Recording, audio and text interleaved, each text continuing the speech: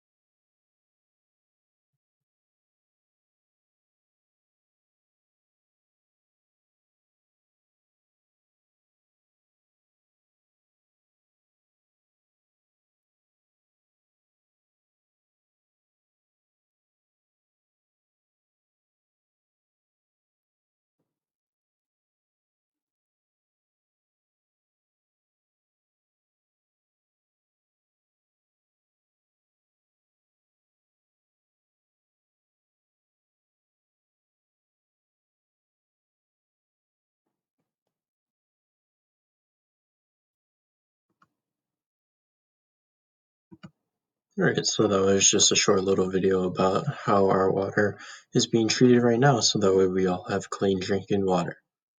So let's talk about some of the negative health outcomes that are associated with dirty drinking water.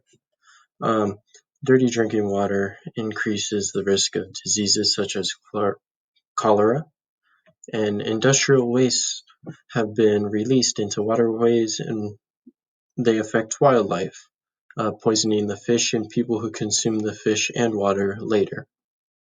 So Although we in the US do not really worry about clean water so much, it's still a problem. People still have water insecurity, and it's not 100% eradicated, which is why it's still considered a problem today. Some potential risk to the population is that contaminants from dirty water can cause stomach flu and chronic issues, including a variety of cancers and neurological disorders. Violations of health-related drinking water standards in the U.S. were more common in rural communities, with a general increase overall from 1982 to 2015 in all countries. So here are some clean water trends. The absolute number of people without access to clean water has fallen across all regions over a 25-year period, with the exception of sub-Saharan Africa. However, although that we are seeing this fall across all regions, it's still not zero, as shown in the graph to the right. So what can we do to make this better? So some more trends that are continued. Contaminated drinking water, poor sanitation facilities, and open defecation contribute to the transmission of infectious diseases such as diarrhea, cholera, dysentery, typhoid, and polio, and can also have severe impacts on malnutrition as well. And this graph basically shows the child mortality rate versus the share of population practicing. So we'll move on. So what are some possible improvements on safe drinking water? Well, first we can work on the operation and maintenance manual. This is basically a manual that tells people how to do their job, basically how to treat water. So the stricter we make this manual, the better off we can improve the way our water gets treated. It could be done more efficiently, and etc. We can report changes. States or the government can create a survey and basically hand them out to people and have them report if they've been or where they've been getting their water from, if they think their water is good, etc. Also, we can improve on how capacity is assessed. So we can see how much clean drinking water is being distributed across to different people. The next one would be operator credentials. So we need people that have credentials to work at water plants to make sure that they are doing their job correctly, that they know how to do it without any problems, and financial capacity.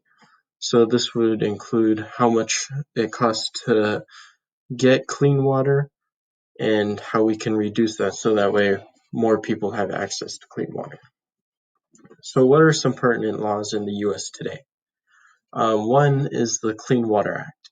This is primarily a federal law that governs water pollution and sets national goals that lakes and rivers should be fishable and swimmable, and that all pollutant discharges be eliminated. So this is good because it allows us to be able to go to places like Laughlin or places that are close to San Bernardino, such as like Lake Arrowhead or Big Bear Lake.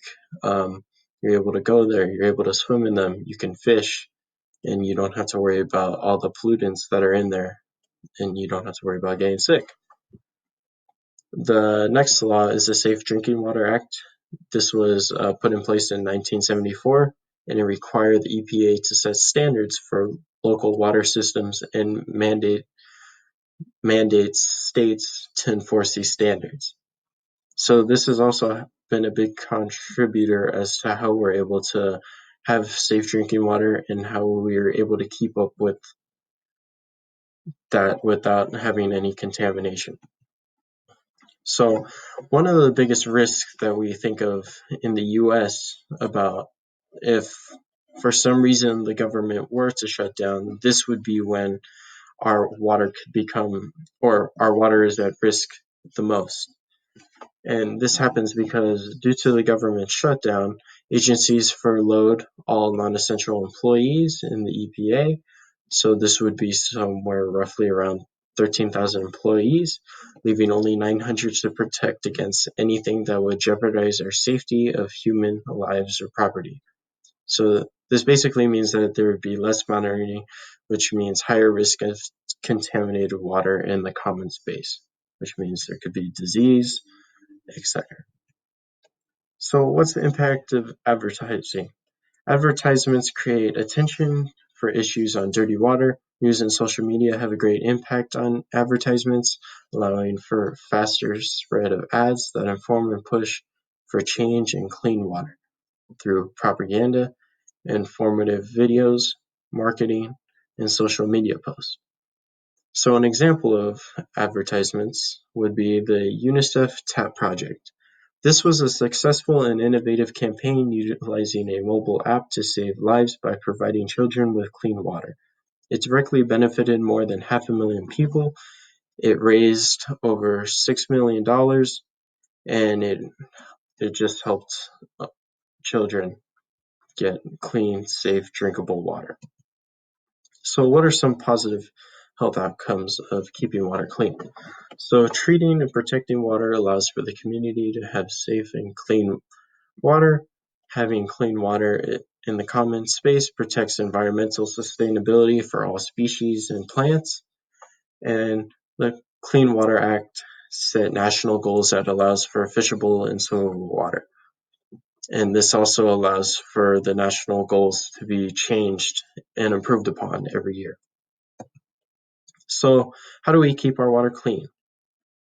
Other than the laws that are set in place, these are actually things that we as people can do to make sure that we keep our own water clean.